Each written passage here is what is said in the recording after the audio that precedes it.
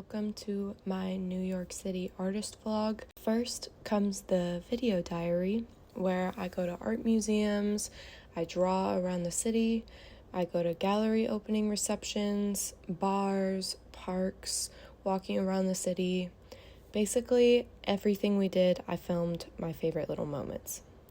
Then we get into my culture shock feelings afterwards, and I explain how I deal with my strong emotions and my introvert-like overwhelming feelings during and after traveling. And finally, I actually paint a new oil painting based on my experience titled Culture Shock. I hope you enjoy the vlog.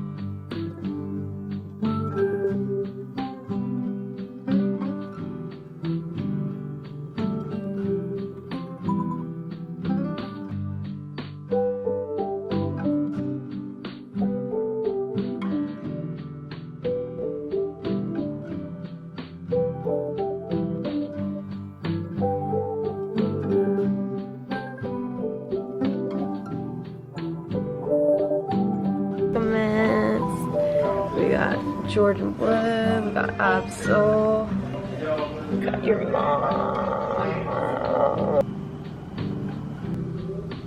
A tricky mother lover, yeah, she got it from her mother. She's a hippie hustler, she's a hippie hustler. She's a hippie hustler, she's a hippie hustler.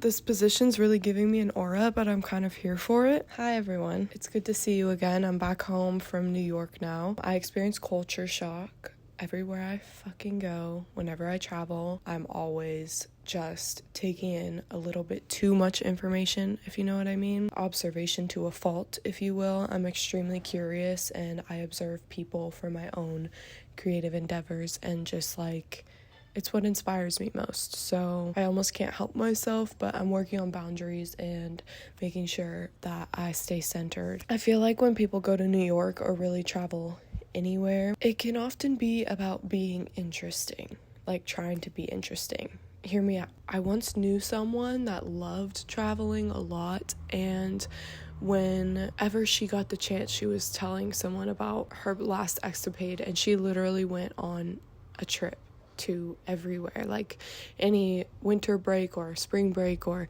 summer break we had, she was gone. It was almost like a part of her personality, and that was like something that I thought was really cool about her, until we traveled together and I found that she was really complaining the whole time. She was picking fights with me, starting fights, having a miserable experience, and then any chance we literally got, she was asking me to take photos of her. And it wasn't just a quick snap of a selfie. Like, I love taking pictures too, but it was like I had to take like 60 photos, and it was like every 15 minutes. All of a sudden I was like her assistant or photographer. So this is just a clear example of like when you are there just to like look interesting or have this lore about you, this travel lore, and having a reason why you want to go somewhere is a great way of getting around traveling just to be interesting. I like traveling to an extent because I am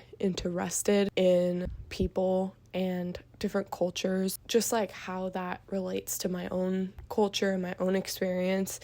And I would not call myself a world traveler because, let's just be honest, that would be a lot of energy for me. Maybe I could hone the skills of traveling that I would need in order to do that at some point, but it takes me 2 weeks to like really reset from when I have like a trip like that. Like I can't just bounce back. I get really affected, but I do have a genuine interest in exploring the world, and I just don't have a genuine interest in exploring the whole world. But New York, I do have an interest in because my husband grew up there, so I like to learn about how he grew up, his family life, meeting them, getting to know his life in the different areas of different neighborhoods he would spend his time as a child. I like learning about him. And another reason is because I feel like living in LA, everyone's always on one about New York. Oh, I went to New York. This thing that is just like a major source of envy.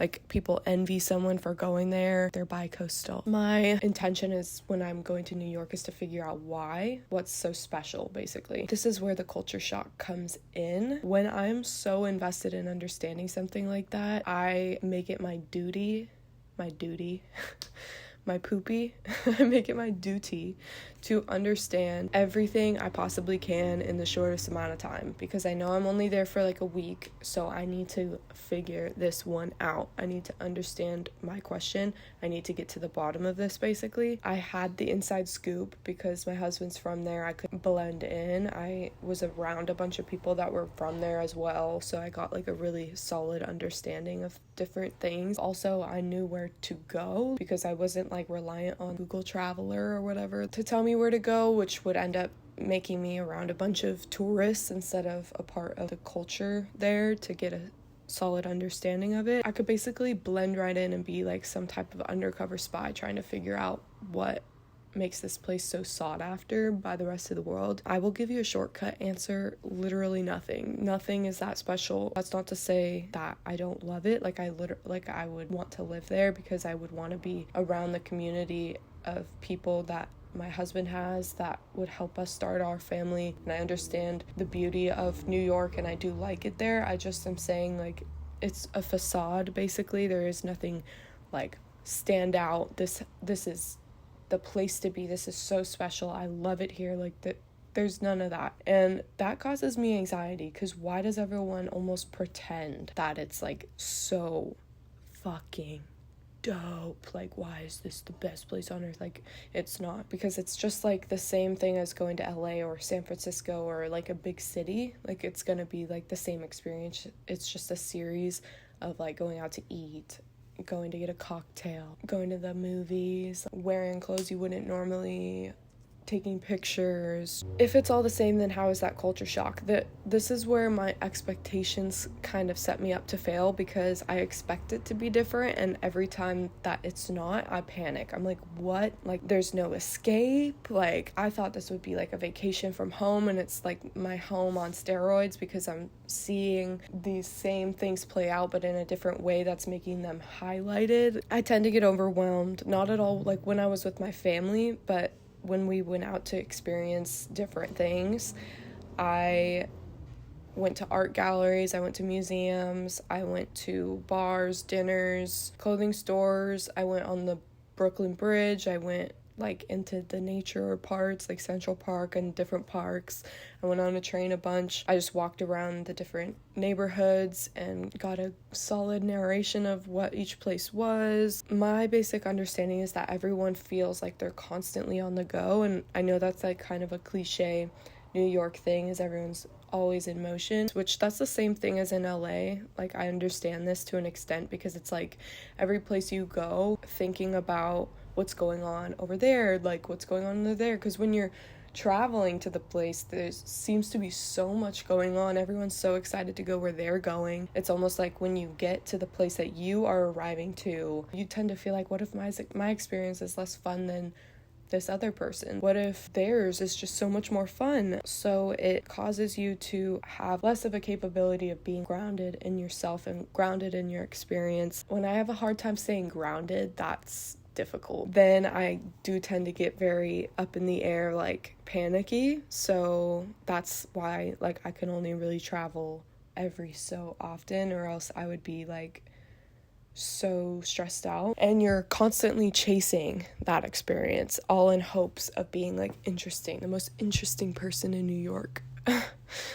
Just kidding. Why is trying to be interesting such a problem? Like, am I just being a hater right now? Why am I so mad at these people? This is where we get into my analysis. I've been home for like a week and I've had time to digest it, whereas before I was just like panicking and like being very shocked by everything and being like, whoa, that's so weird, and that's so weird how that happens in LA too. I just like kind of forget when I'm there. This is my analysis. Interest is a financial term, which is what you receive back from an investment. You get more money coming back to you than you put in. When you're looking to be interesting, you're looking to gain something from someone else. You're looking to gain attention, money, understanding, love. The first rule in economics also is scarce supply, instilling the belief that something about what you currently have isn't enough yet. So in order to survive, we set ourselves up within the confines of this belief that we need to be more than we are to gain the interest of another. Really, the way we can bypass this is by being interested in something. Instead of being so consumed with being interesting, we just find interest in something else. It gives you the same feeling, except it's more rewarding than it is soul-crushing and fleeting. That's what I mean about when you're going to travel, rather than it being about, oh, I want to be so interesting that I went to New York this summer. It can be, what interests me about New York and how can I figure out how to satisfy this interest this summer, so I can look back on this memory and be like, I figured that out this summer and it was so fulfilling, rather than it being like, I impressed Gerald when I went to New York that summer. People want to be interesting also in order to gain like pleasure from whatever it be, like their past experiences, their body, their clothes, in order to gain attention from another, which will eventually give them money, the illusion of love, and people are stuck in this cycle. It's almost like a trance. Go to great lengths to get this attention. People will do ultimately anything to get this attention from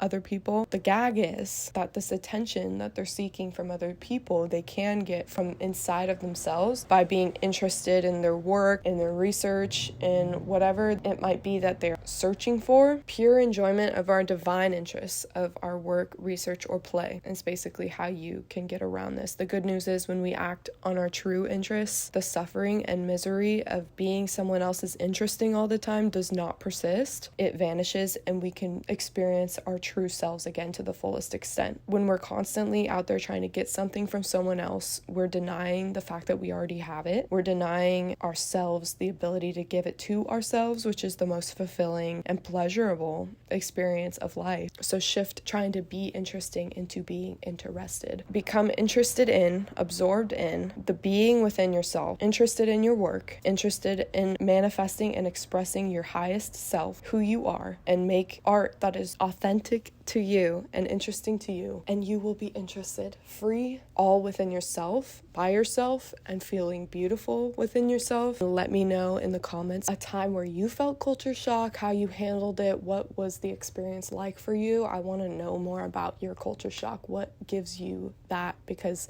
honestly, the whole topic of culture shock is interesting to me. So I am currently working on this drawing. It's based on a drawing I actually did in 2022. It used to be called like Sisters of the City or whatever, but now I'm gonna call it Culture Shock, and I'm excited because I'm making it into a painting. But anyways, I'm excited. When I was thinking what should I paint next, this came to my mind because it kind of just reminded me of the feelings I was talking about, just like feeling culture shock kind of feels like this. Paint with me.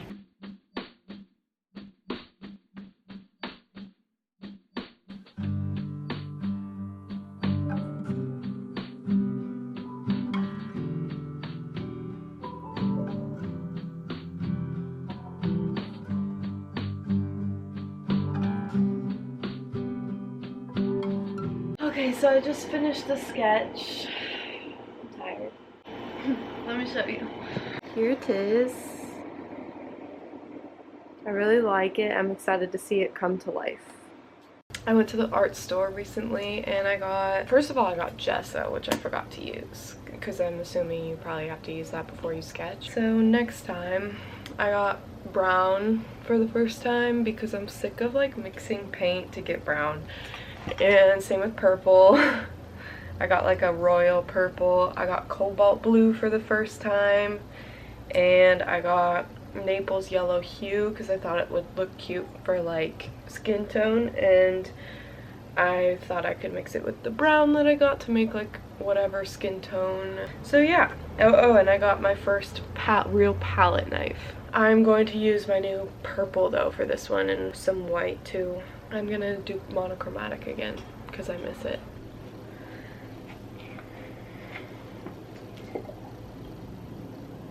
Okay, I'm procrastinating. I'm gonna start now. For this one, I'm just gonna go in and outline everything and then do the midtones and highlights after the dark tones.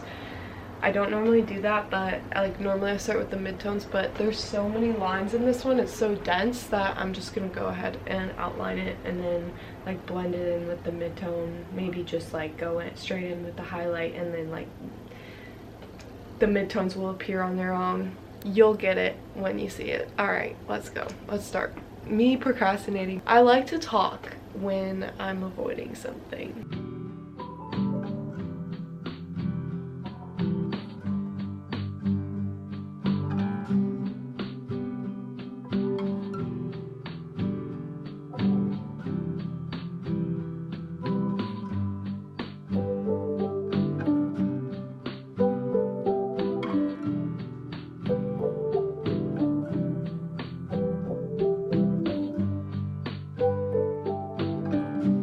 I finished the outline and I think I'm done for the night because like that was a lot of work. I've been drawing this for like 5 hours, so I'm gonna finish it tomorrow. I'm done. I can't even look at this for another moment. And get back to this tomorrow. Get back to this tomorrow. Okay.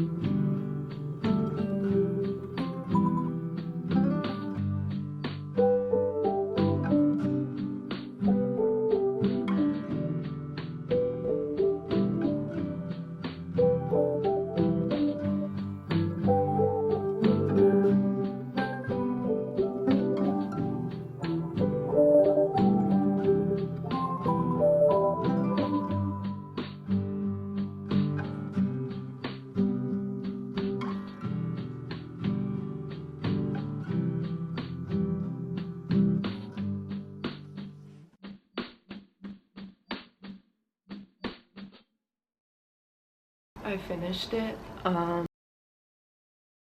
It's the next day, so I thought I would do a little reveal.